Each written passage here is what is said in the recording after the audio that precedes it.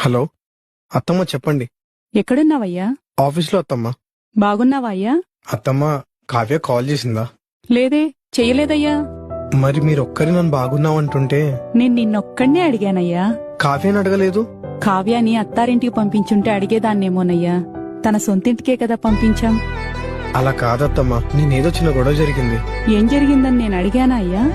దేవుడికి పెట్టిన పూలు వాడిపోతే దేవుణ్ణి అడుగుతామా? అత్తమ్మ అది మీ ఇద్దరి తప్పులు 100 అందులో 90 నా కూతురువే ఉంటాయి.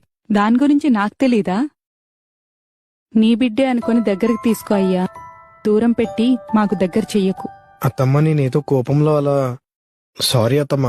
కావ్యకి నేనే వెళ్ళి సారీ చెప్తా. అత్తమ్మా అన్నావు కదయ్యా, అమ్మకెవరైనా సారీ చెప్తారా అయ్యా?